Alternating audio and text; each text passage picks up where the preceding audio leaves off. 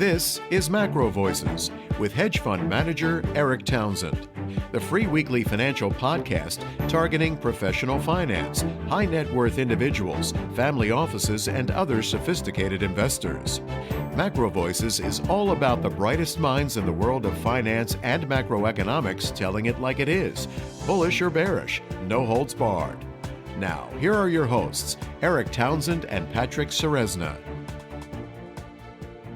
MacroVoices episode 253 was recorded on January 7th, 2021. I'm Erik Townsend. This episode is brought to you by Abaxx Technologies, pioneering the design of smarter markets that better meet the needs of both market participants and society as a whole, and by Masterworks.io, bringing fine art investing within reach of all investors. Regular listeners have heard me say it 100 times. If the declines in U.S. crude oil production that Art Berman has predicted are actually realized, we could be looking at a moonshot in oil prices before 2021 is over. But where do we stand with respect to those predictions, considering the fact that Art Berman originally thought the decline would have begun by now, which it clearly hasn't, per EIA data?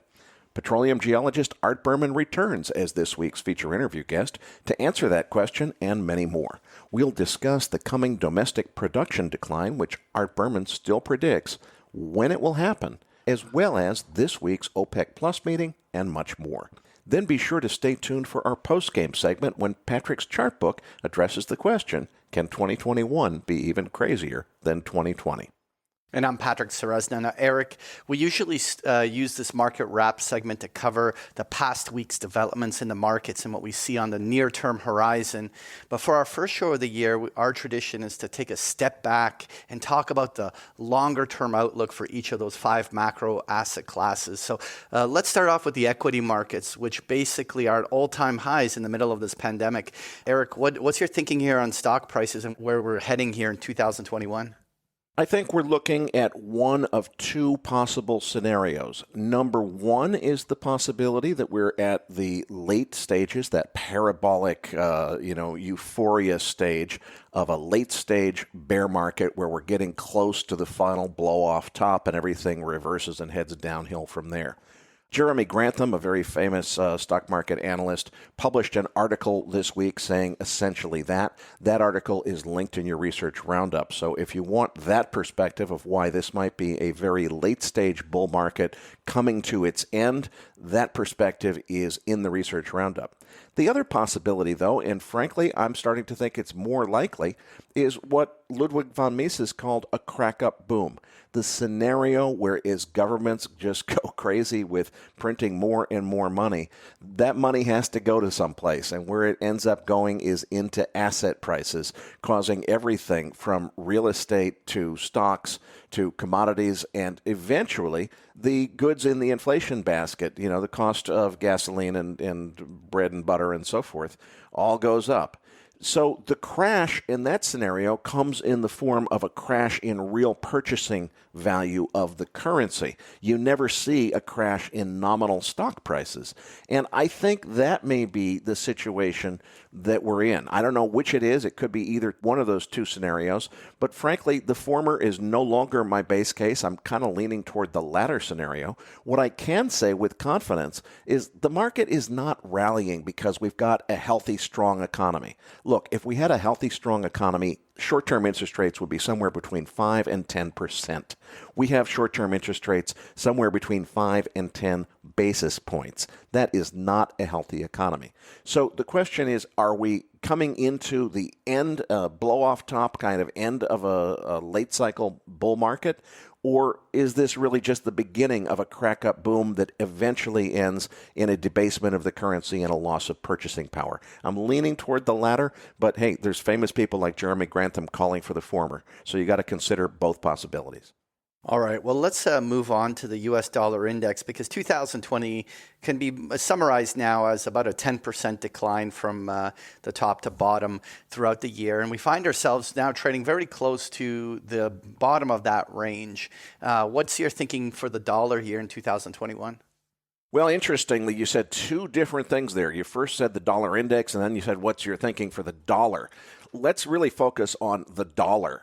The part that I have extreme conviction about, very strong conviction, is the U.S. dollar will lose real purchasing value over the next several years as governments around the world continue to create more money out of thin air, debase the value of fiat currency. It's really the only viable choice at this point. We've backed ourselves into a corner where governments don't have any choice but to do that, as we discussed in our year-end special with Ronnie Sturfley and Grant Williams. So I think we're eventually getting to, heading toward the day where a loaf of bread costs $20. Now, the dollar index is another question entirely. That's a relative comparison of the value of the dollar to other fiat currencies. Look, don't underestimate Christine Lagarde's ability to print with reckless abandon. It's not just the United States Federal Reserve that can play this game. So I don't know. I don't really have any strong conviction about the long-term where's the dollar headed relative to other currencies, because we're in a competitive devaluation situation where other central banks are going to be devaluing their currencies as well. The part that I have strong conviction about is the U.S. dollar loses real purchasing value going forward. At some point, we need to get Luke Groman back on the show, because I'd love to talk to him about this distinction between the dollar versus the dollar index and which one is really headed south from here. I say it's the dollar, not necessarily the dollar index. All right, well, let's move on to crude oil, because we just had the OPEC meetings and we have Art Berman on the show. But what's your kind of bigger take here as the oil seems to be edging to a fresh high here? Well, we are edging to a fresh high, and, we've almost completely retraced the COVID-19 sell-off.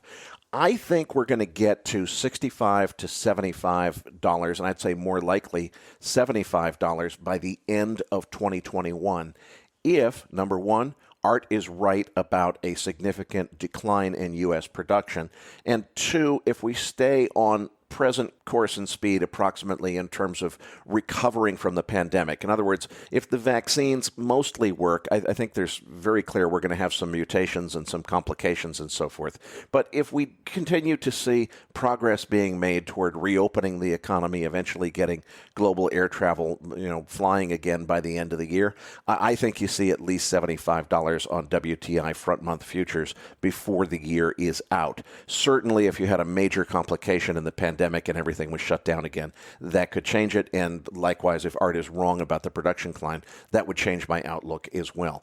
The thing is, we're already overdue for a technical pullback of some kind. I was targeting $52 to $55 as high as I thought we could possibly go on this move before there was a significant pullback of $8 to $10. Well, we're already almost at 52 as we're speaking on Thursday afternoon. So, we're really pushing it, but I think what's coming in terms of a pullback will be fairly short-lived, because as much as I do think there's going to be some mutation complications for the virus, I also think that the reflation dynamic is going to be more important than just normal supply and demand inputs to oil prices. And I think ultimately prices of all commodities, including oil, are headed much higher. We'll save the rest of the fundamentals for Art, but I want to quickly just cover inventory, because we're not going to discuss that with Art. Crude oil drawing down 8 million barrels. That's a really big drawdown. Of course, normally that big 8 million barrel drawdown would be a super bullish signal for prices. The thing is, it was offset by really big builds in finished products. Gasoline building 4.5 million barrels, distillates building 6.4 million barrels. So between them, more than 10 million barrels of finished product builds offsetting 8 million barrels of drawdown on crude oil. Cushing, Oklahoma building 792,000 barrels. Overall, that still led to higher prices despite the big finished product builds. And the rally really looks like it just wants to continue indefinitely. I don't think it can continue indefinitely. We've come up so far so fast. I would expect that this runs out of steam somewhere between $52 and $55. And at that point, I think we're due for a technical correction of $8 to $10, but probably not for long. And eventually we start pushing north towards 65, but not until we start to see the beginnings of this production decline that Art has talked about. And let's save the rest of the discussion about where that's headed for the feature interview with Art Berman. All right, well, let's move on to gold, because gold was started the year in a very strong bull impulse. But really the last half of the year, we saw gold giving back a chunk of its gains and consolidating. And then here at the start of the year, it looks like we got a fresh breakout up until yesterday. And the question is this a breakout for real? What's your take on gold in the much bigger picture, and what's in store for us in 2021? Well, in the much bigger picture, I think we get to a minimum of $5,000 per ounce on gold before 2030. And that sounds like a really big number, but really that number of years on an annual percentage basis, that's not that big of a number. I think we do get at least that high by 2030. And I would say probably we get to 2,300 on the current run sometime in 2021. Then there's a cyclical pullback. Of course, there normally always is. I still think that Bitcoin is taking scarcity trade market share away from gold. Now, at some point last year, I think we were actually seeing significant downward price pressure. Price of gold goes down substantially because Bitcoin is stealing the market share. That seems to have played out fully. At this point, I think what's going on is the rally that should be occurring in gold because of all the stimulus expectations is being suppressed. Gold is rallying, but only a little bit as Bitcoin skyrockets, as more and more younger investors are turning to Bitcoin as their favored scarcity asset rather than gold. Now, I predicted here on MacroVoices before the holiday that if Bitcoin broke out past its previous all-time highs, I thought it was a setup for it to accelerate very quickly to the upside. Well, it's up more than 100% since I said that less than a month ago, so I guess that call was right. I think Bitcoin eventually is headed toward a blow-off top, just like 2017, where it just goes crazy up until eventually it runs out of steam, and then it goes crazy down hard. But that probably doesn't happen until much higher numbers. Could that number be 100,000? Sure, anything's possible. When it eventually blows off, that would probably be a catalyst once it's clear that it really was a blow-off top and Bitcoin prices are collapsing. That's the point where I think it becomes a catalyst to push gold very quickly up to what might become a cyclical high, let's say up to 2,300 or whatever the number is. Is there then another cycle, like a seesaw between gold and Bitcoin, where gold continues to really go up as Bitcoin crashes from that blow-off top, and that sets up another cycle where eventually gold's rally is suppressed as Bitcoin starts another leg higher? I'm not sure, but it certainly seems like so far that's kind of been the pattern that we're seeing. We'll do a show on Bitcoin and where it's headed at some point this month in January. You know, the momentum has been huge here, and there definitely was an asymmetric trade entry opportunity on that breakout from the previous all-time high for people who are good at momentum trading. Now, I don't for an instant believe that it's because there's any real intrinsic value to Bitcoin. It's the same kind of mania that you saw in the South Seas bubble or that you saw in the late 90s tech stock bubble. But the momentum is there, and if you know how to play it, you can certainly make money on it. The thing is, we're already up 100% from when we talked about that setup last month, so it's a little bit late for that entry. But there will be more entries, and even though that one is no longer ripe, I do think eventually there's probably more upside in Bitcoin before this crazy mania blows off. And I do think it's a crazy mania. Very, very similar to the late 90s .com boom. But frankly, if you go back to that late 90s .com boom, what needed to be understood that for some reason Wall Street guys just couldn't understand was pretty darn simple stuff. E-commerce and websites were going to be a major part of the future, but no, that didn't mean that pets.com was a good idea. They couldn't seem to distinguish, and they would just pay through the nose for anything with .com in its name. Frankly, really understanding the coming digital currency revolution and the reasons that Bitcoin is not likely to be the ultimate winner in the contest for the dominant digital currency system, something I wrote a book about back in 2018. That's much more complex. So it stands to reason if they couldn't understand fairly simple stuff back in the late 90s, it's going to be an even longer amount of time before they come to understand more complex subjects like what's going to happen with digital currency. So it's going to be a really interesting ride. We'll do a show about it this month, but I think that if you're playing this, understand that it's a speculative mania, and as long as you understand that you're making a momentum trade and it's eventually going to reverse and go the other way, hey, if you can make money on it, that's great. Just remember, anything that can go up 100% in a month can go down 50% in a month just as easily. All right, Erik, let's wrap things up here with talking about that 10-year Treasury yield. Obviously, bonds have been very quiet for a while, but we are getting a little bit of action. I want to talk about it in the postgame a little bit, but what's your bigger picture outlook here on the 10-year yield?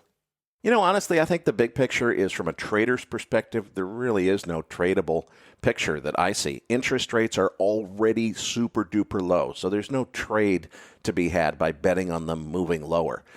They can't, frankly, be allowed to rise very much because it would cripple the economy and bankrupt the U.S. government. So I don't think there's any big trade to be made on betting that they go substantially higher either. The fact of the matter is we're at a moment in history just this week where the big news being discussed in the financial media is that the 10-year Treasury is moved up to this massively large number of 1%. Just a few years ago, people would laugh at you if you said it was possible for it to ever go as low as 1%. Now we're talking about that as if it's a big number. I think we're stuck with super low yields for many years to come. So if you want to say what's the trading opportunity, I don't think it's on a move in yields directly. I think it's rather what are the second order derivative effects of being stuck at low yields. It's inflation or stagflation. What does that mean? It probably means commodity prices are set to rise very dramatically. That's where the trades are. It's not in the 10-year yield itself. This week's feature interview guest is petroleum geologist Art Berman. Now, Erik, why did we get Art back on the show to start the year? Well, Patrick, as our regular listeners know, I have been very interested in Art's forecast of a very sharp decline in U.S. production. Originally, Art thought that was going to have happened last quarter. He told us at the beginning of last quarter that it might get pushed out into Q1. I want to see where Art stands and whether he still holds that view, because if he's right about that, where we've already got a lot of macroeconomic effects that are pressing all commodity prices, including oil, higher. If we really get into a major decline in U.S. production, that could create a moonshot scenario by the end of the year for oil prices. So I'm really anxious to get an update on this from Art. Erik's interview with Art Berman is coming up as MacroVoices continues right after this message from our sponsor.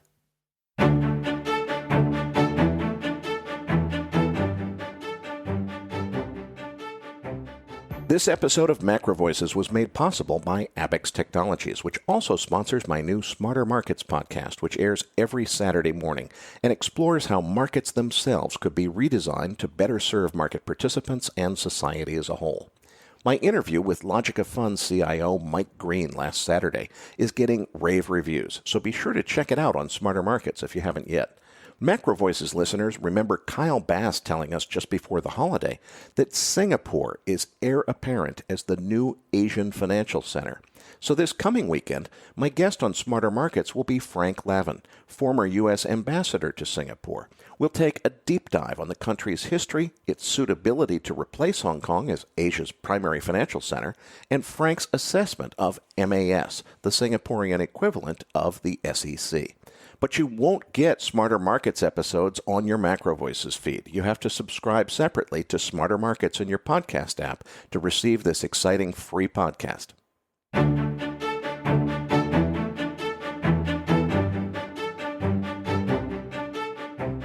And now, with this week's special guest, here's hedge fund manager Erik Townsend.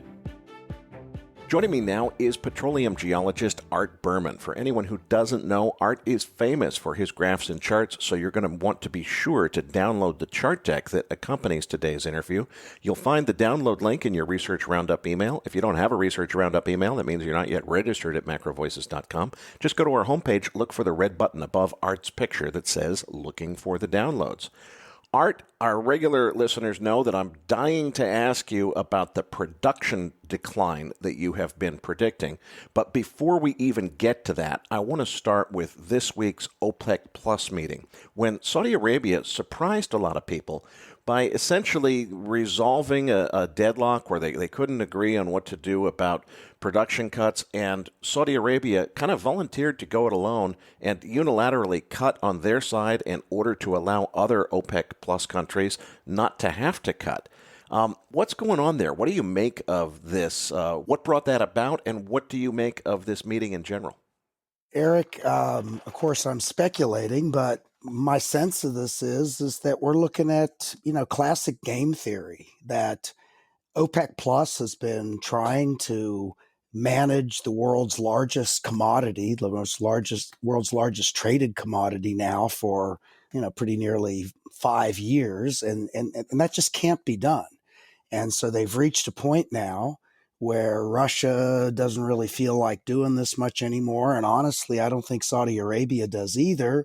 But they tried a different path back in March with catastrophic results. And so that's not really where they want to go. So what the prisoner's dilemma says is that as long as nobody changes their stratagem, we just continue doing whatever we were doing. And I think Saudi Arabia is now saying, okay, we're in control here, and this is what we're doing. And they're basically saying we can't afford another catastrophe, and we're tired of cajoling. Last time around, we threatened you guys with, flooding the market, and this time around, we're saying, give it a break. We've got this under control. And after all, Saudi Arabia they've really been OPEC all along. So leading into where you and I want to go with this conversation, the real question is it necessary? And there's no question that the prime motivation is that Saudi Arabia and many others see demand for oil as being lower, perhaps much lower than expected just a month ago or so. And so they're kind of taking preventative, preemptive action right now to cut supply, where I think, I'm certainly happy that they're doing that if they want to, although it hasn't worked very well for the last 4 or 5 years. But I also believe that they're probably following EIA's forecast for U.S. production, and I'm more painfully aware than almost anyone of how wrong even my forecasts can be. So, not saying anything about it, but if EIA says that U.S. is going to produce 11 million barrels a day for the rest of 21, and it's only 10, well, maybe Saudi Arabia didn't need to do what it did. That's kind of where I'll leave it for now. I see this as very significant, Art, because a lot of Western analysts who, frankly, have been second-guessing all along, we don't really know what the mindset of the Saudis has been, but a lot of people were saying, look, what's going to happen here is the Saudis are not going to let oil prices get back up to the level where you could have a restart of the U.S. shale boom. They don't want oil prices to recover back to $75 because then U.S. shale would take off again. It seems like they're not worried about that. So what I'm trying to figure out is that because Saudi Arabia is no longer concerned about not wanting to see the U.S. shale industry recover and become its former self? Or is it more the case that they've decided that the U.S. shale industry is so badly damaged that it can't recover, even if they do allow prices to recover substantially, let's say back up to $60 or $70? What do you make of this in terms of what it means for the U.S. shale industry's ability to recover or maybe not have the big decline in production that you and other people have predicted? That's a great observation, Erik. And obviously, we don't know, but a couple of things come to mind. The first is that whatever happens or doesn't happen to the U.S. shale industry, the price of oil, the amount of capital available to the U.S. shale industry, that's all way into the future. If tomorrow everybody in the shale industry decided, okay, we're gonna hire as many rigs as possible, it wouldn't make any difference to production for pretty nearly a year. So surely Saudi Arabia understands that. The second thing, though, I guess that is maybe the more salient factor, is that without other people's money, nothing's going to happen. And certainly the overwhelming sentiment in world markets is that oil is pretty nearly uninvestable, to use somebody's terrible phrase. But I mean, the money has clearly fled far away from E&P and particularly U.S. shale. And so perhaps the Saudis are saying, geez, I mean, even if price gets to 60 or higher, there's so much inertia or negative momentum by investors that the money is just not going to flow back to the shale players anywhere near quick enough to make a difference. What do you think about that? Well, Art, the thing that strikes me is that we're seeing so much easy money policy and so much continued printing of money that on one hand, I agree with you that oil is kind of out now. And also there's an extra headwind, which is not only is it kind of out because it's hard to make money on that, but it's also very much out from an ESG perspective. A lot of people think that investing in fossil fuels is irresponsible if you're a responsible ESG investor. I don't agree with that mentality, but a lot of people feel that way, and that's going to hurt the amount of capital that's available. The other side of that argument, though, is there's a heck of a lot of capital that's going to be available for a heck of a lot of things as we get into this MMT world with central banks just printing money like it's going out of style. So I don't know how to reconcile that one, but the one thing that this OPEC meeting definitely speaks volumes to me is the Saudis aren't worried about it. They're not concerned about allowing the price to come up to a level where it could allow the U.S. shale industry to recover. Maybe that's because they think it can't recover. Maybe it's because they don't care if it does recover. I'm not sure which, but it's clear to me that they're not concerned about it. Why don't we go ahead and jump into your slide deck? Starting on page 2, you're talking about the expected decline in demand, which you believe is maybe the reason that Saudi Arabia took this action in this week's meeting. So let me say, first of all, that analysts, journalists, producers are just absolutely obsessed with demand. And frankly, while I appreciate that, I honestly don't understand it, because oil markets don't run on demand. They run on supply. And there's a simple reason for that, and that is that markets can't do anything about demand, but they sure can about supply by changing the price. And so my perspective, after looking at these things for a few decades, is that as long as supply adjusts to demand, demand is not the problem. The bigger problem is when demand, which moves very slowly, increases and supply lags behind it as much as it does in the modern world, then you end up with a supply shortage. But in any event, this slide number 2 shows OPEC's supply and demand forecast, demand in orange, supply in green, and then the supply-demand deficit below it in either blue for positive and red for negative. And what it shows is that the supply-demand balance going into 2021 was not too bad. It's about balanced, but it increases to 1.38 or so by the third quarter. And so you'd say, well, that's not too much. Well, that's certainly enough to put things into pretty bad money territory.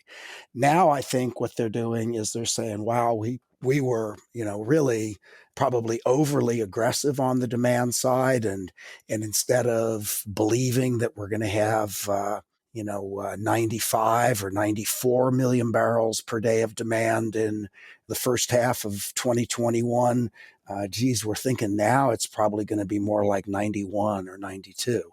And so that changes everything. That says that your supply demand balance, instead of being 1.3 or 1.4, is now going to be 2.5 or 3, which is about what it was when oil prices collapsed way back in 2014-15. So that's my sense. I haven't worked out those numbers precisely, but you get the general direction of them.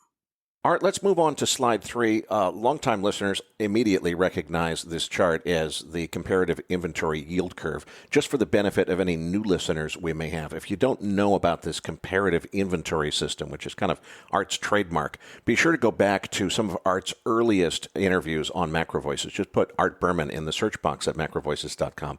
And this system of comparative inventory analysis is explained fully in some of those early interviews. What do we see in the comparative inventory yield curve here on page 3? Erik, what we see is that everything is behaving just exactly as it should. It's behaving as I forecast that it would way back in April or May when WTI weekly price was, $5 or so. I'm showing 332 was the lowest that it got for the week in late April. But way back when, I had pretty much the same green yield curve drawn in here. And I was saying, at these levels of surplus, I think WTI is going to work its way back up to, 41 or 42 or 43. And that's pretty much exactly what it did. It dropped down a bit, sort of, about halfway through there. The green dots or the green circles are what we're following, sort of underpriced for a while because of concerns about COVID. Over near where it says January 1st to the right of that, started climbing back up just about as soon as vaccines were announced and made its way back to the yield curve a couple of weeks ago.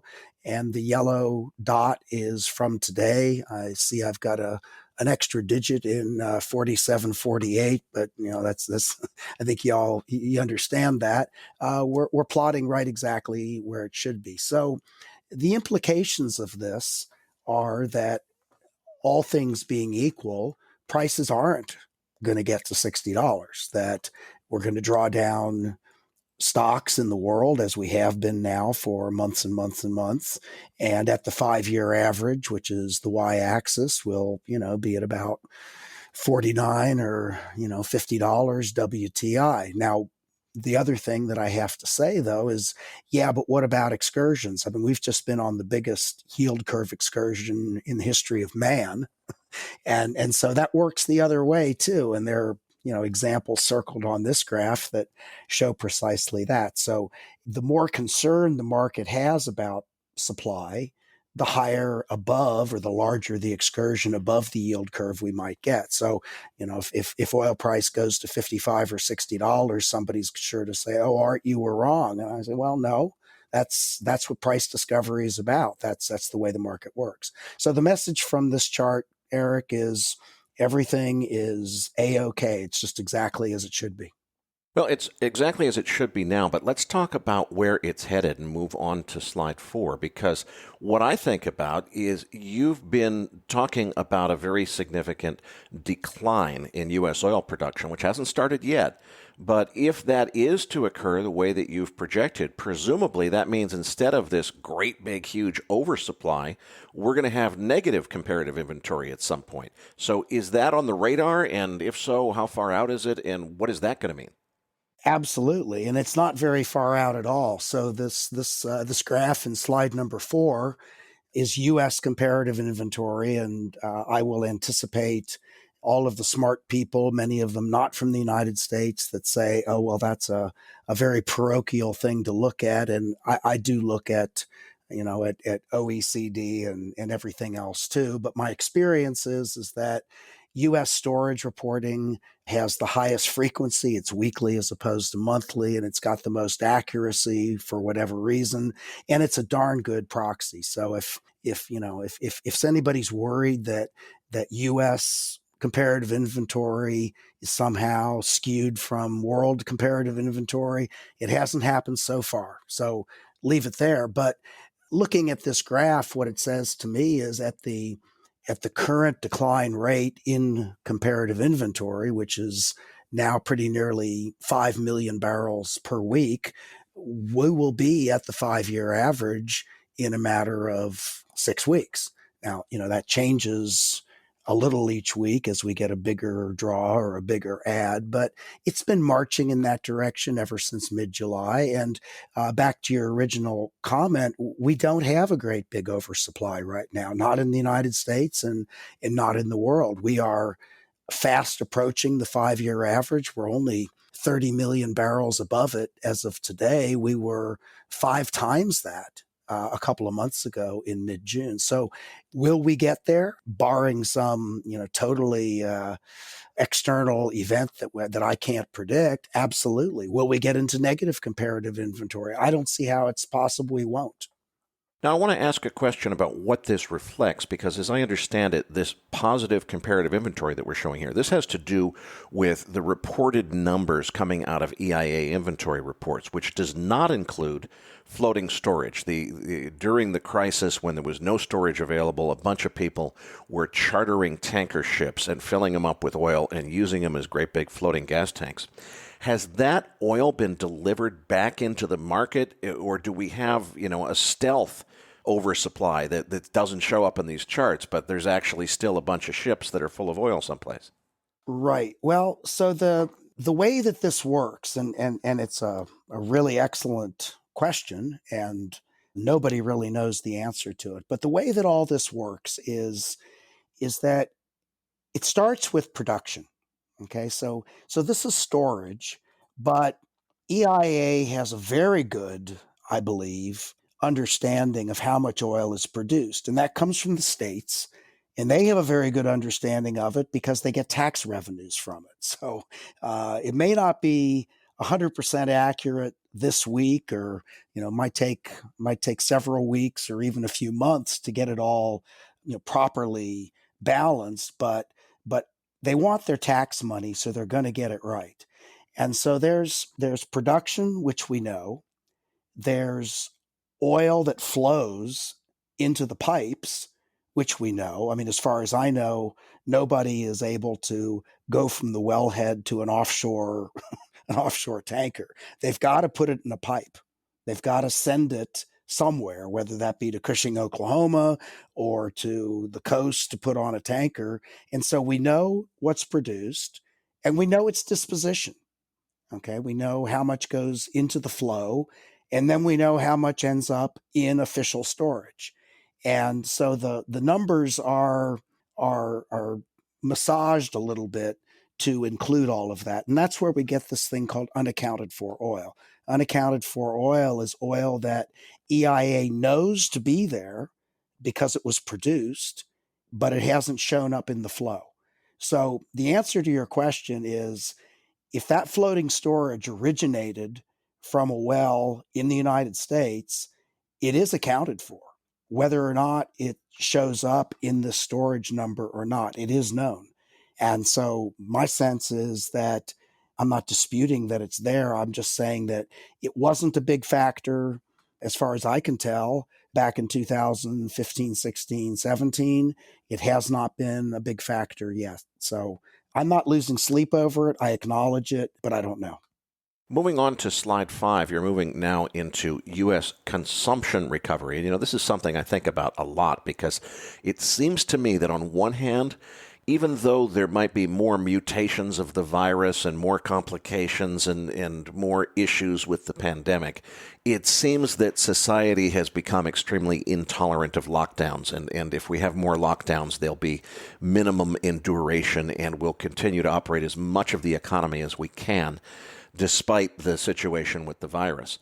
So in many ways, it feels to me like we're going to, get back to normal consumption. But I do think international air travel will probably stay very, very subdued for a while to come. How much of the consumption does aviation fuel account for? And, if we have everything come back except for aviation, what would that look like in terms of a recovery for demand? Right. It's roughly 6%. Okay. So if the world produced 100 million barrels a day, 6 million of that is for air travel. So it's a significant number for sure, but it's not that big of a percentage. And especially within the context of the kind of reductions that we've seen. And so if you look at the graph in slide number 5 and you look at kerosene jet, which is the second 3 columns toward the right, you see that its recovery is 57%. And for background, that number until just a few weeks ago was half that. So the recovery was, actually for a while it was below 20%. It rattled around 20-25 for a while. And so contrary to public belief or opinion, I see this number coming up just about every week.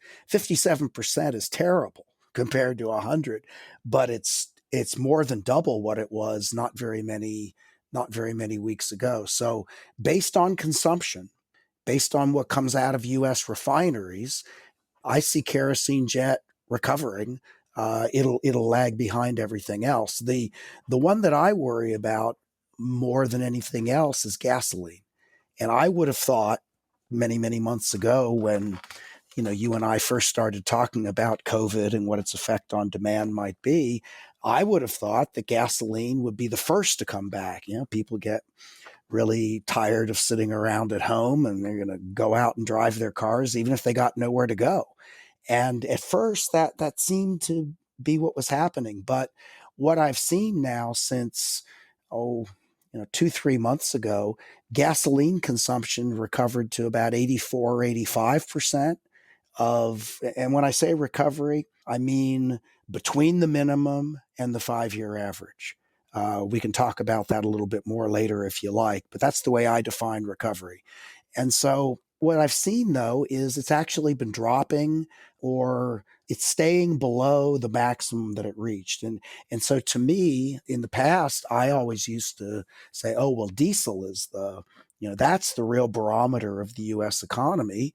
And the way this crazy pandemic has worked, I guess we're all ordering so many packages from Amazon and you name it that, diesel is 134% of recovery right now. So it's above the 5-year average, and it's been higher in recent weeks with the holidays and whatnot. So if gasoline remains stalled at, let's just say 80%, that's telling me something about U.S. mobility. That it just isn't what it was for whatever reason. And that is a huge volume. That is, gasoline is like, 40% of the barrel. So it's a big number. Now, it's hard to put any hard numbers in this, Art, but it seems to me like a trend that a lot of people are talking about is, hey, we've learned how to work from home with this pandemic, and, we don't need to go back to work. We can save money on office space. So clearly, the gasoline has to do with personal vehicle transportation. So does it ever go back to 100%, or do we decide not to drive to work as much because we can work from home? No one knows, but I can't imagine that we're ever going to all go back to the way we were, because we found that it's not necessary. And more importantly, the companies that most people work for, why should they spend so much money on commercial office space when they only need half of it or a third of it? The other factor, though, Erik, is gasoline is the most elastic of all of these numbers, that we're really seeing in gasoline consumption a reflection of discretionary spending. There are just limits to how much the economy can function without something like diesel or propane or some of the others on there. But gasoline is something where if an American family is hurting, hasn't worked for a while or is only working part-time, even though gasoline prices are dirt cheap right now, that's a place where they can conserve. So I think there's some kind of a balance. I think that so many of the analysts and journalists who look at these things are reasonably well off. They at least have jobs, and they tend to forget that there are 30, 40 million Americans who just don't have enough money to put food on the table regularly, and they're going to watch their spending, and if they don't need to drive somewhere, they won't. Art, let's move on to the headline event. When we had you on the show back last June, you first told us that you were predicting that probably by the end of 2020, we'd be seeing the beginning of a decline in U.S. production. And it was, since you anticipated that might begin in Q4, it was no coincidence that it was the very first day of Q4 that we had you back on. And at that point, you said, still have the same outlook, but it probably will slip into Q1 of 2021. It is no accident that you're back on MacroVoices on the very first show of 2021. Is the outlook still the same? Does it start in Q1? What kind of decline? Because I saw some Twitter interactions between you and people that were talking about 5.5 million barrels. That would be half of what we're producing now. That seems impossible to me. So what is the prediction, and is it still on, and when does it happen? Well, it's happening right now, Erik. We'll move on and look at the slides, but everybody thinks that the U.S. is producing 11 or 11.3 million barrels a day because that's what EIA says in their STIO, their short-term energy outlook reports. I caution people that that's an estimate. It's an estimate based on God knows what, but mostly a survey of producers. And every month, when they issue their 914 numbers, which are the gold standard, and it's also lagged back a few months, it's always much lower. So they just released the October numbers, and they're barely above 10 million barrels a day. So we're talking about a decline from the beginning of the year or the end of last year of almost 3 million barrels a day. That's a pretty healthy decline. And so slide 6, Erik, I've my thought experiment, my forecast was wrong. It wasn't notionally wrong. The timing of it was premature. And the main thing that I guess I didn't expect was there were a lot of wells that were shut in April, May, June of 2020. I did not anticipate that they would be reactivated as quickly as they were, nor as many as they were. It was wrong because I based it exclusively on tight oil decline and just used a ratio to extrapolate to U.S. production. And in retrospect, I tied it too rigorously to the rig count decline, which up until this time had worked just perfectly fine, but obviously it didn't going forward. So what I've done differently, which probably I should have done to begin with, hindsight, is I've used all the wells from the 4 states in the Gulf of Mexico that account for 80% of U.S. production. I've carefully calibrated what production decline would be if we drilled no wells, looked at all the number of producing wells, the rig count, and the drilled uncompleted wells. And the conclusion is that the output decline has begun, but the serious decline will probably not begin until the late in the first quarter or early in the second quarter. The conclusion is I've got 3 cases that I'll show you, and those suggest that we could reach below 8 million barrels a day. It could dip a little bit below 10. Most likely it'll be somewhere in between. Art, let's move on to slide 7 where we can see this graphically. What's going on here? Erik, slide 7 is the orange line is exactly what I showed you the last time in, I think it was early October, late September. I've taken off the rig count because I can't fit the scales on with it, but that production curve is exactly what it was then. And what I'm showing in blue is the time shifted U.S. production rate. So we're looking at, one is tight oil, the other is U.S. And what you can see is that up to the present, which is the end of the blue line, the correlation is actually quite good. What you also see is that the divergence between the tight oil and the U.S. production has increased, and that's part of the reason that the forecast was wrong. So that's just to be fair and honest, that's where we were. This is where we are. But if we move on then to slide 8, this is the full picture. And so slide 8, I'm showing the time shifted U.S. oil directed rig count in blue. and I'm showing production to date up to where it says October 2020. That's the 914 number that I mentioned. And then beyond that are a series of dashed lines. The red is EIA's forecast, which says that we'll be at about 11 million barrels a day forever, with no significant increases or decreases. The next one down is the green. That's the high case of my scenarios, where we'll get below, we'll stay about where we are, maybe go up a little bit and then go down below 10 million barrels and climb back to 10 and a half by the end of the year. The base case, I think the most likely case, is we drop down to about 9. And the low case, which is, was one of the numbers in the last time around, I still think I say it's not the most likely, but my gut tells me it is, that we'll get below 8 million barrels a day. So that's the answer as I see it right now.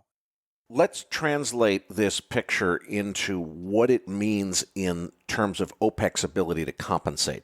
You get to some level, and it's like, hey, it doesn't matter what OPEC does. They can turn the screws up as high as they want. They still can't make enough oil to make up for the deficit, and we got a real problem. But frankly, until you get to that point, there's probably, for a smaller deficit, it's just, hey, a chance for OPEC to make a little more money. It doesn't really change the supply-demand dynamics that much because they can easily turn up the screws. Where do we get to a sensitivity where it really puts price pressure on because OPEC can't just make up for whatever the U.S. is not producing? So there's really two answers in your single question. The first is just based on pure supply and demand. And the answer to that is, I think, as you stated, that if we go down to 10 million round numbers from 11 million, well, that's what OPEC just said, last night, that they're going to cut. So obviously that's there, right? Now that doesn't last forever, but certainly neither does U.S. production decline, at least according to this view. This view says that, the rig count has already increased down at the bottom from 178 to 234. That's in the books. That's not changing. And so as far as this graph goes, short of needing to shut hundreds or thousands of wells in again for reasons of inadequate storage or disastrously low prices, production will reach a bottom, and it will have to go back up some. So in the high case scenario, I don't think it's a big deal. In the base case scenario, it's basically another 750,000 barrels a day, which is a bigger deal. But I also believe that OPEC has the spare capacity to cover that. The low case, now we're getting into some dicey territory, but I think more important is the market perception. And when I was back on the slide number 3, looking at comparative inventory, I spoke about the way that markets use price as a lever to encourage more drilling. And oftentimes markets will increase price even though there's no imminent supply crunch in the near term, because markets know that with the rig counts being what they are, that the price has to be higher to encourage more drilling. And so my sense, Erik, is that, and I wasn't equivocating, but once U.S. production disappoints the forecast, I think you're going to see price go up pretty aggressively, or the pressure for price to go up, because that's not what the market's expecting. Now, I agree with that very much, and that's kind of my personal base case, is I think the market's going to be surprised and that much higher prices are likely before 2021 is out. But let me take the opposite side of this and kind of do my journalist job here of playing devil's advocate. Look at how substantially that rig count has turned up. And remember, this is a 13-month lag, so that's going from September to October of 20, not 21, where that actual uptick in the rig count occurred. And hey, sure, money's a little bit tight these days, but frankly, there's lots of money being printed. What's to say that this rig count doesn't go back up to 900 in the next 3 months? Because it can't. It doesn't happen that quickly. If you believe EIA, it went down that quickly. Oh, well, it's real easy to let a rig go. You've already got the rig on contract. It's not that easy to get one back again, particularly when they're stacked, which is where they are right now. So there's the physical equipment of the rig, which is stacked, and then there's the crews. These rigs don't run by themselves. I mean, they are far more automated than they were 5 or 10 years ago, but you still need, several dozen people to actually make it happen. And the quality of those people is another issue. I drilled a well with my company and partner back in 2015, late 2015, early 2016, and we had to run off 2 or 3 of the crews because they weren't any good. They were, I mean, the companies were going out and hiring people who were getting out of prison, for crying out loud, because at least those guys could pass a drug test. They couldn't drill a well worth anything. So there are some substantial lags involved in just getting the rigs out there, and then you've got the frac crews and all the support, the mud, everything else. You've got to have, you got to be able to bulldoze a location. You got to permit a well. I mean, there's a myriad of things, but EIA says that the lag between a price signal and a rig on location is 4 months. And frankly, I think that's kind of a long time, but that's what they say. All right. And I'm not endorsing their perspective, but it gives you some idea. Is it 4 months? I don't know. I mean, I think I could get a rig in 2 months. I don't think I could get it faster. Well, let's pretend that you and I are wrong about an inadequacy of investment capital to support this. Let's suppose they can find the money. How quickly could the industry recover the rig count right back up to what's necessary to get us back to, 12 million barrels and, go up from here instead of down? Right. Well, remember, this is happening. I mean, the production behind it is now out in 2022, right? Okay. I mean, this graph ends in December 2021. So the rig count that we have today, the monthly rig count for November of 234, oil-directed rig count, that's already in the books, and we won't see that production until sometime towards the end of this year we're in now. So the lag is what's important, Erik, that you can do all kinds of things. You can get, the government can just say, okay, from now on, the Fed is making available infinite money to the oil and gas industry.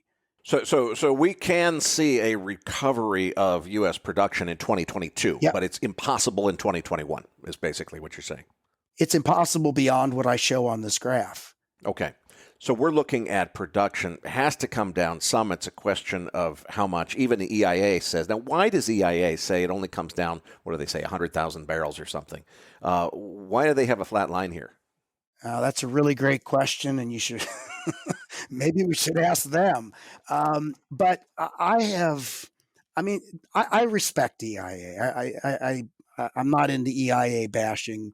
None of this that we're talking about, we couldn't have this conversation if it weren't for EIA. They provide me with all this information. However, I don't think there is one geologist or geophysicist who works at EIA. I doubt there's a drilling or completion engineer. These are mostly economists and accountants. None of these guys, and I'm going to be generous here and say I don't know that there's none, but I'm betting that none of these guys has ever drilled a well or been involved with drilling a well. And so they just don't have any idea how this works. And we can argue about why or should they. And frankly, that's irrelevant. They don't.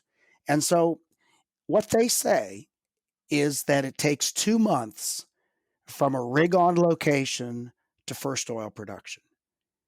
And so a lot of what they're doing here is based on that assumption. Now, I've got data that I'll show you a little bit later in these slides. Maybe we can go to that now, which shows that is patently untrue. I mean, it's not my opinion. That's what the numbers tell you. The numbers say that the average time between starting to drill a well and first oil production is 5 months. That's the weighted average for the United States. So EIA thinking it's 2 months is way, way short of what it ought to be just based on data. And I think they're completely delusional, or they just don't know in terms of how long does it take once you've got oil coming out of the ground to begin to offset the horrendous declines that are already in progress before you even, staunch the flow and get back to zero. And when you add that in, that's where you get to the 13-month shift. Art, since you teased the audience, let's jump ahead for a minute to slide 11 and visually look at the lag that exists between getting the rig on site and actually producing and selling oil out of that well.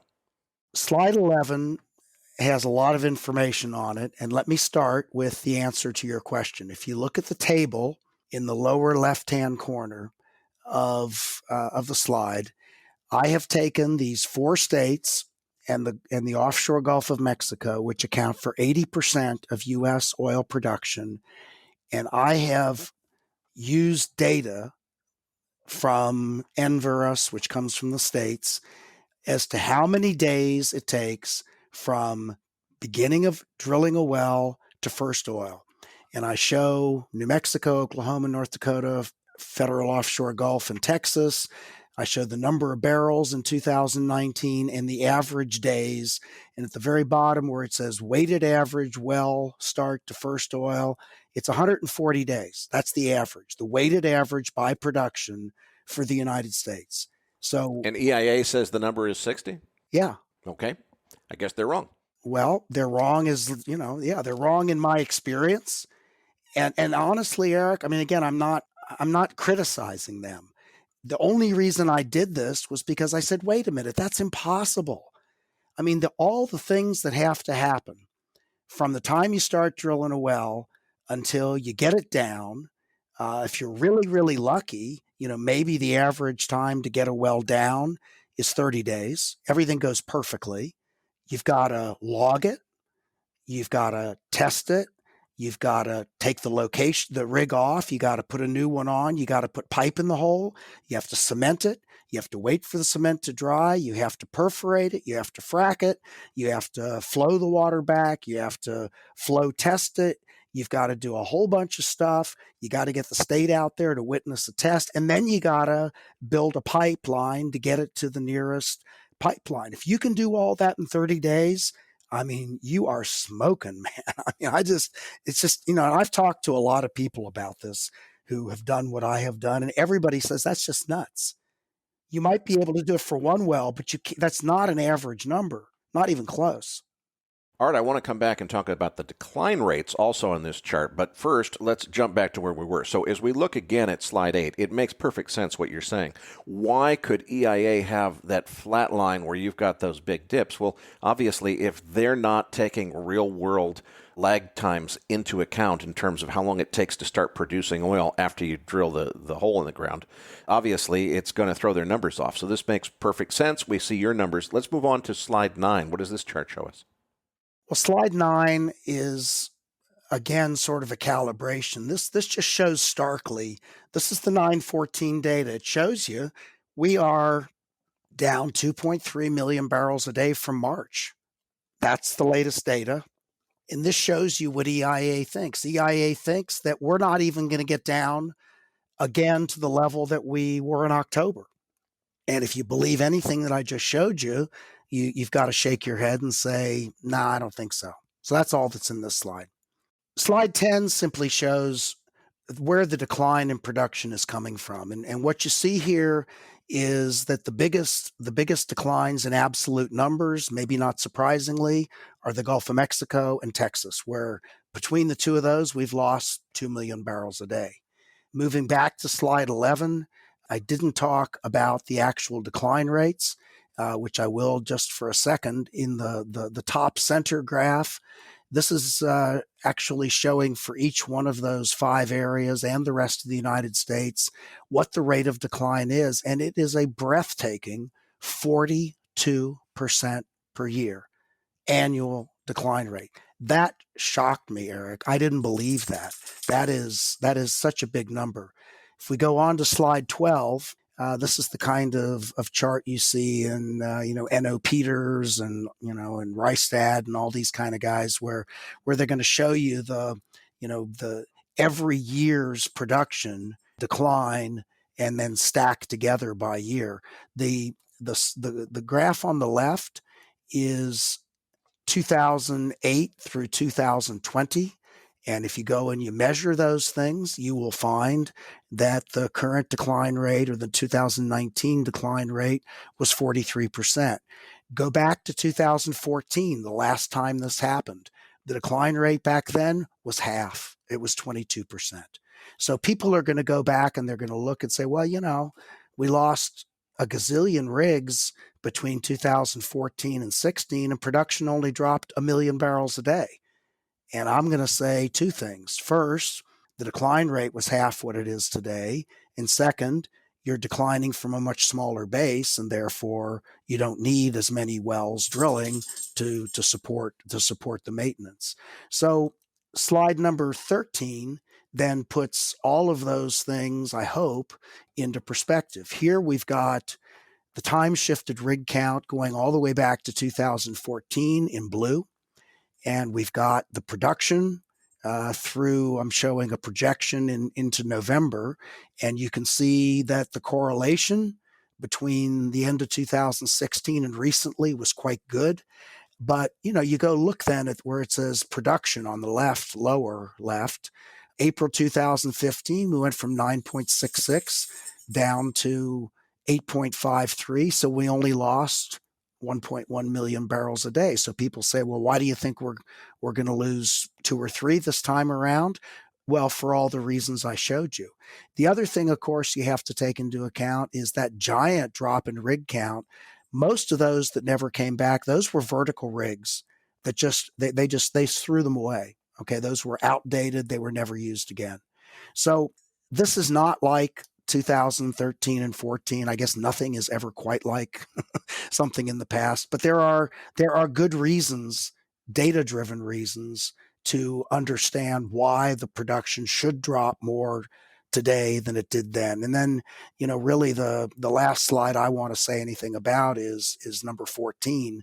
And this does the exact same thing as those previous graphs, the stacked vintage production declines, except this shows the number of rigs.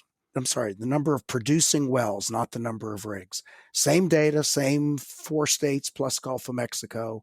And what you see here is that the number of active wells in the U.S. has fallen by 34,000 and a little bit since August of 2019. That's a 12% drop in active wells.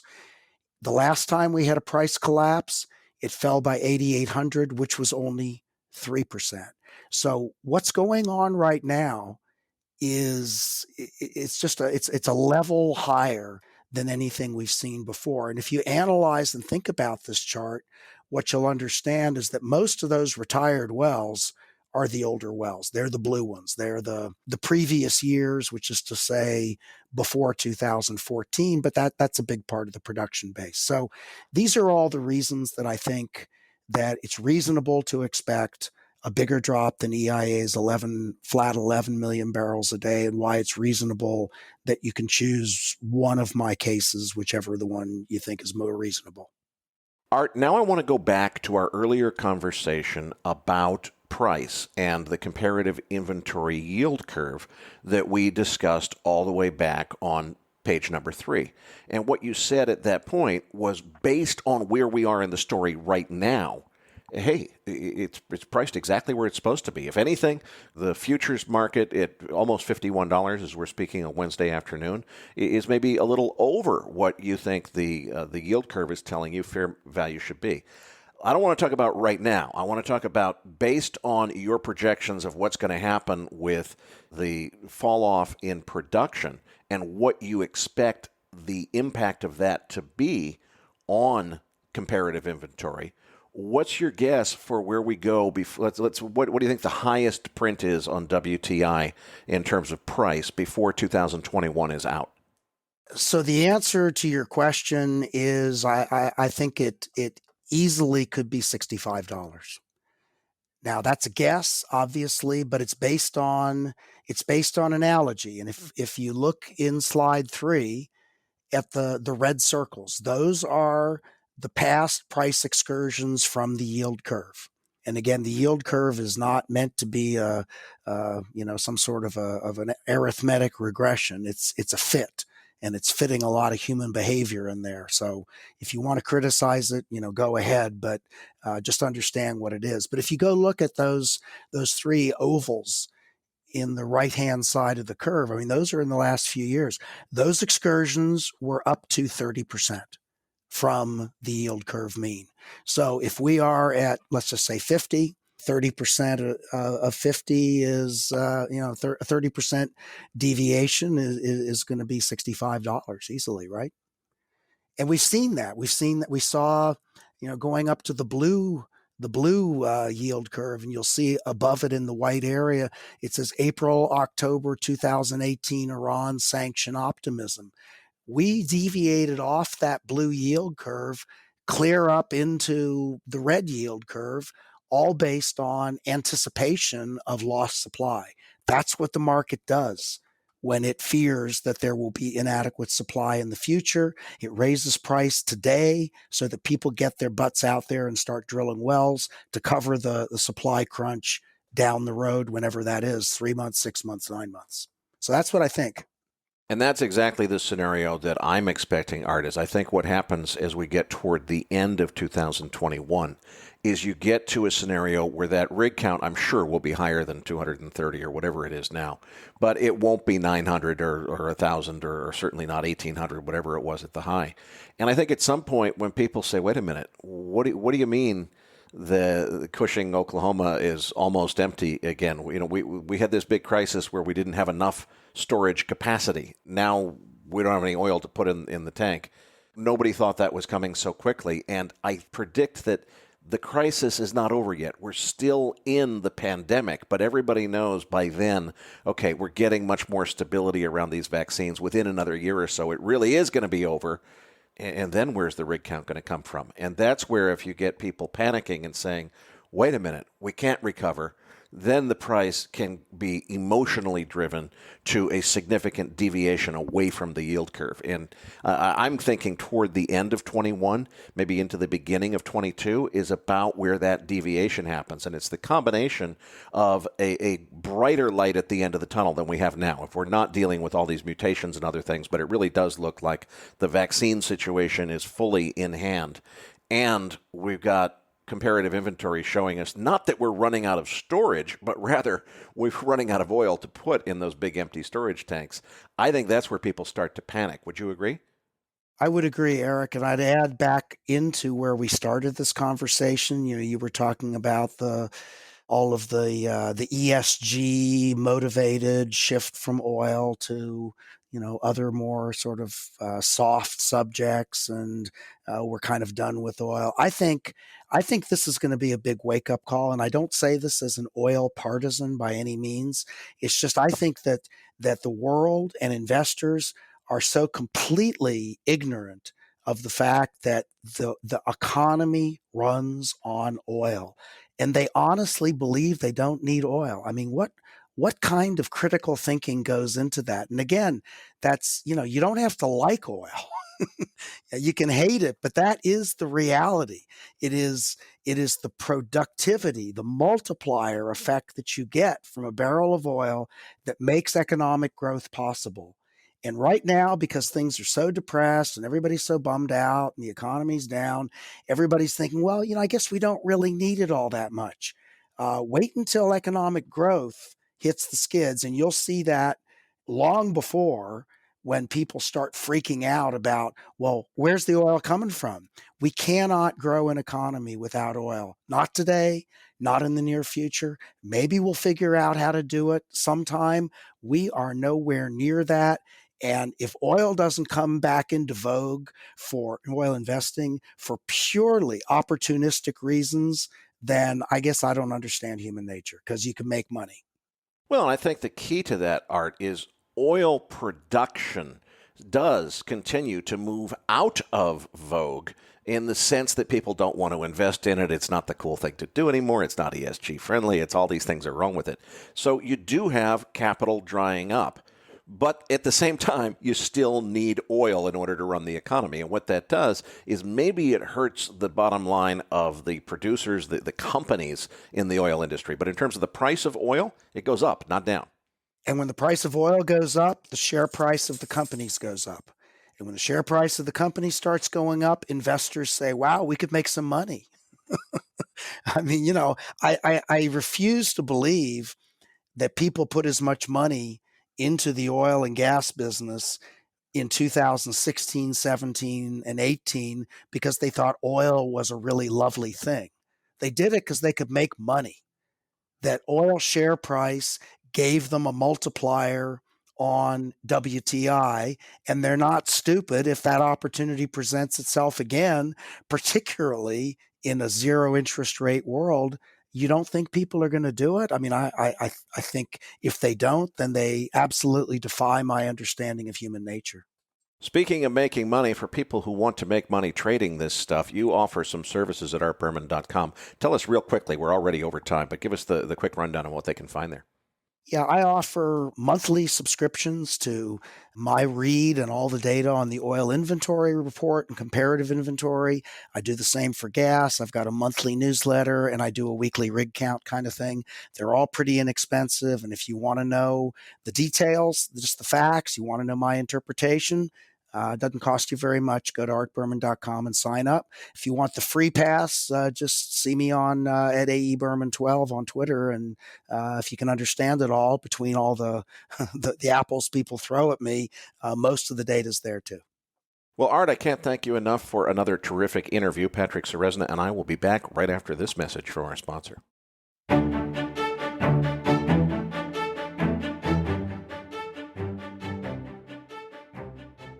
The Fed has committed to keeping interest rates low for the foreseeable future. That means bond yields, already at record lows, will continue to stay near 0%. So where should you put your hard-earned income?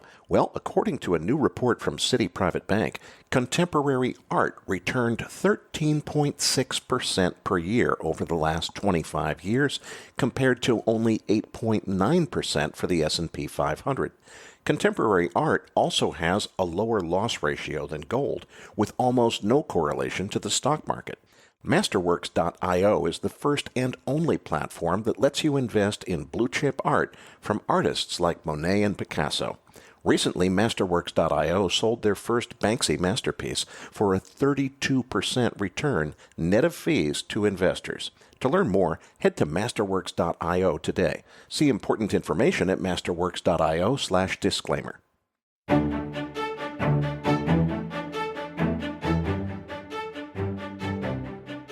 Now, back to your hosts, Erik Townsend and Patrick Ceresna. Erik, it was great to have an update from Art. It's always good to have him on the show. But did your bigger view of oil change in any way after that interview? It didn't really change. What it did for me was it gave me an update on the timing. I wasn't sure when the price was really likely to make its final move higher, and it sounds like it's not till sometime in the second half of the year. I wasn't really sure when this was all going to kick in. What I think is very interesting is originally I thought it was going to be the decline in production that Art is talking about that was going to get us back up to $50. Well, we're already at $50 just on inflation pressures and other things going on in the market without even, thinking about a decline in U.S. production. When that decline in U.S. production kicks in, I think that it could really accelerate the pace. Now, of course, if demand is collapsing because the entire economy is shut down after a massive new wave of the virus, well, that changes things. But short of that, it seems to me like we're set up for that $75 print before the year is out. In any event, Patrick, let's move on to our post-game chart book. Listeners, you'll find the download link in your Research Roundup email. If you don't have a Research Roundup email, it means you're not yet registered at MacroVoices.com. Just go to our homepage and look for the red button above Art Berman's picture that says Looking for the Downloads. Patrick, can 2021 get crazier than 2020? I say yes. Erik, it is definitely a crazy start to the year, and we got full momentum in so many of the kind of bubblish stocks. I want to start off here on page 2, just the S&P 500, which doesn't really feel too much like a bubble. I mean, it's slowly crawling higher, but I don't think it's the major components of the S&P 500 that are taking so much of the money flow. But with this breakout on the S&P 500 to a higher high, I mean, the most immediate coming week or two could see us finishing off moves towards even 4,000 on the upside. Certainly, we are long overdue for some sort of a consolidation or correction of this huge rally that's happened since March. But it's probably on the short term likely to first go a little bit higher before we start looking for the next kind of swing high in this market.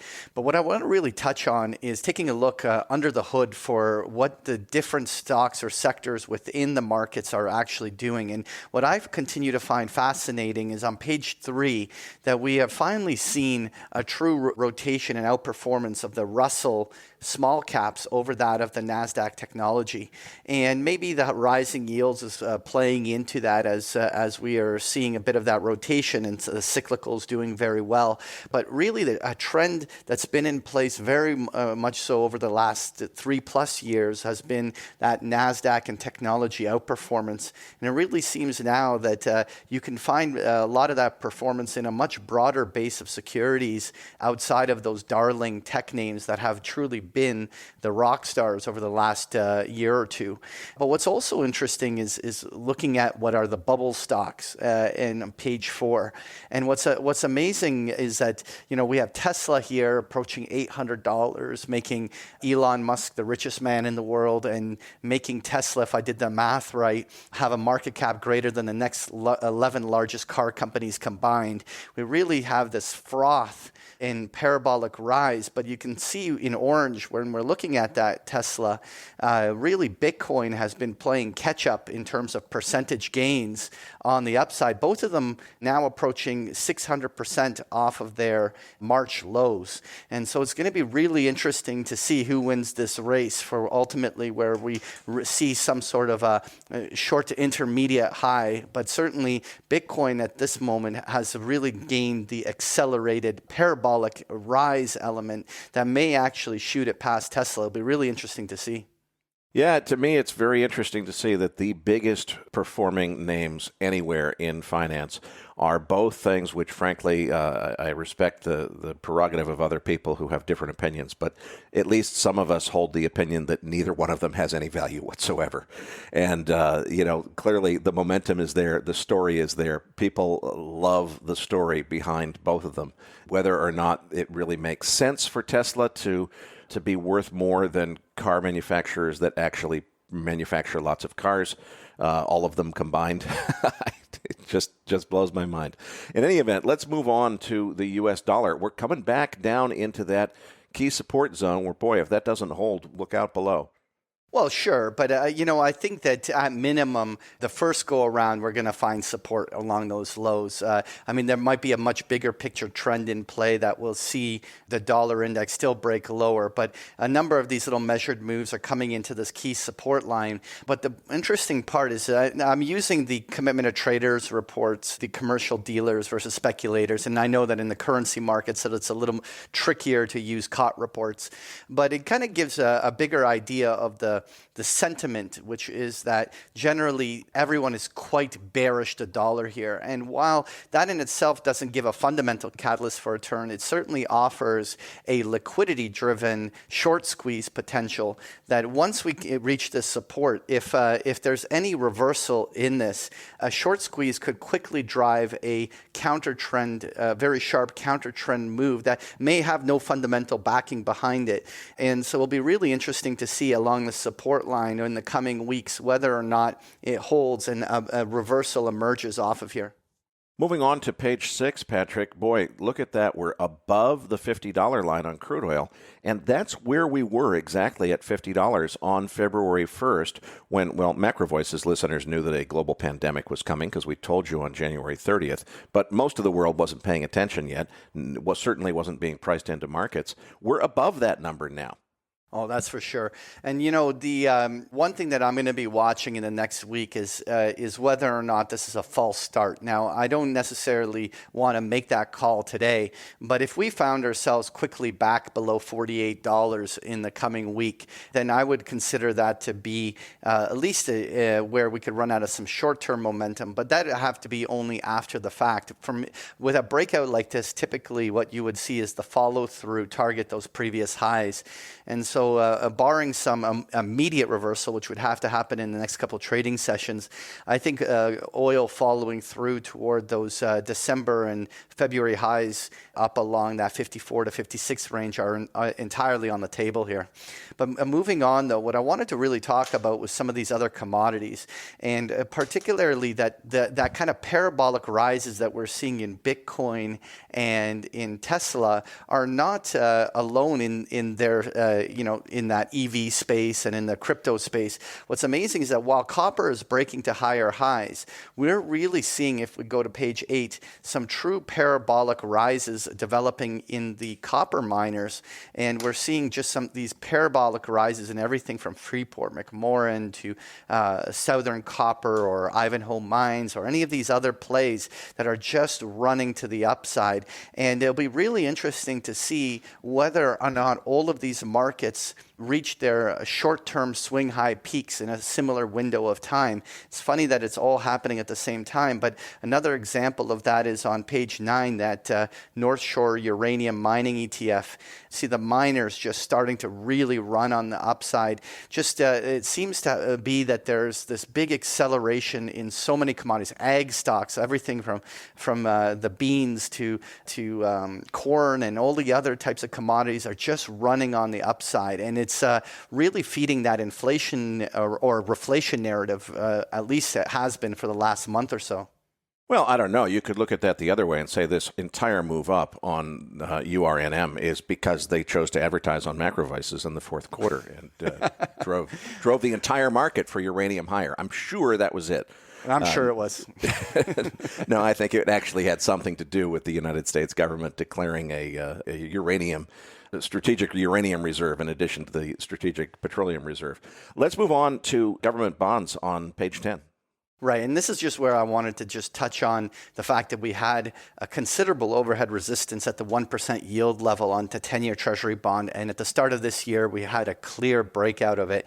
We're now trading at 1.08% on the upside. But what's particularly interesting is that it was an outright breakout on a whole number of the steepener trades. I particularly highlighted the 2s, 10s, which we had an inverted curve for a little while back in August of 2019, and we now are clearly seeing this new uptrend emergent on this, and that's whether you're looking at the 5s, 30s, or any of the other ones. Obviously, this is all a bear steepening based upon inflation expectations rising, which I think the commodity rally is obviously playing a key precipitating role in driving that.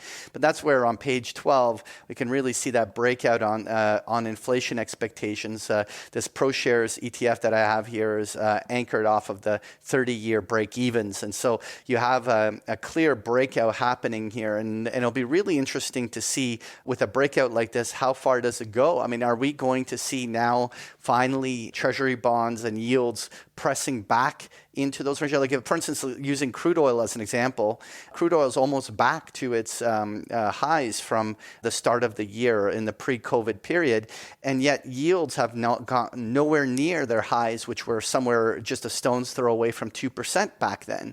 I mean, are we about to see the yields get to like 1.5+% on this impulse? It'll be really interesting because those bonds have been quite boring, and there's been a lot of bond bears waiting for this break. And so it'll be really interesting to see if in the coming weeks this continues to follow through. Well, and of course, we have interviewed some very, very smart people like Mike Green and Dr. Lacey Hunt, who still see deflation as the name of the day. But boy, as I look at charts like this, I really think inflation and certainly commodities are the place to be. I want to make sure before we close, Patrick, that we hook our listeners up with the webinar that you did over the holidays that was about trading the commodity cycle. If they missed it, can we still get it on the website? And if so, where do we find it? Right. So we did over the holidays that Tactically Trading the Commodity Cycle webinar, and the recording is still available in the member section. So if you didn't have a chance to sign up and watch it and are still interested in watching it, the recording is on the site. You just have to sign up for a free trial at bigpicturetrading.com. We're going to leave it there for today's episode. This episode is brought to you by Abaxx Technologies, pioneering the design of smarter markets that better meet the needs of both market participants and society as a whole, and by Masterworks.io, bringing fine art investing within reach of all investors. Patrick, what can they expect to find in this week's Research Roundup? Well, this week you're going to find the transcript for today's interview, as well as a link to Art's slide deck and the chart book we just discussed in the postgame.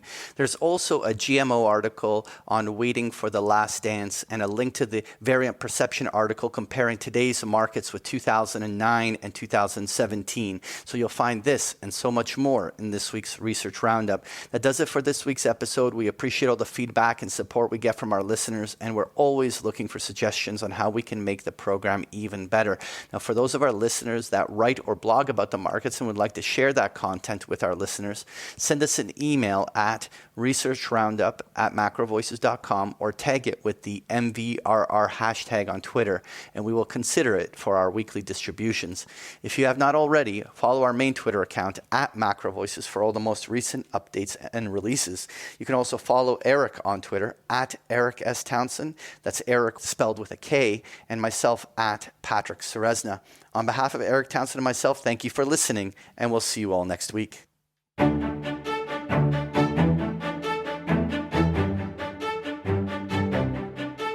That concludes this edition of MacroVoices. Be sure to tune in each week to hear feature interviews with the brightest minds in finance and macroeconomics. MacroVoices is made possible by sponsorship from BigPictureTrading.com, the Internet's premier source of online education for traders. Please visit BigPictureTrading.com for more information. Please register your free account at MacroVoices.com. Once registered, you'll receive our free weekly Research Roundup email containing links to supporting documents from our featured guests and the very best free financial content our volunteer research team could find on the Internet each week. You'll also gain access to our free listener discussion forums and research library. And the more registered users we have, the more we'll be able to recruit high-profile feature interview guests for future programs. So please register your free account today at macrovoices.com if you haven't already. You can subscribe to MacroVoices on iTunes to have MacroVoices automatically delivered to your mobile device each week free of charge. You can email questions for the program to mailbag@macrovoices.com, and we'll answer your questions on the air from time to time in our mailbag segment. MacroVoices is presented for informational and entertainment purposes only. The information presented on MacroVoices should not be construed as investment advice. Always consult a licensed investment professional before making investment decisions. The views and opinions expressed on MacroVoices are those of the participants and do not necessarily reflect those of the show's hosts or sponsors. MacroVoices, its producers, sponsors, and hosts Erik Townsend and Patrick Ceresna shall not be liable for losses resulting from investment decisions based on information or viewpoints presented on MacroVoices. MacroVoices is made possible by sponsorship from BigPictureTrading.com and by funding from Fourth Turning Capital Management, LLC. For more information, visit macrovoices.com.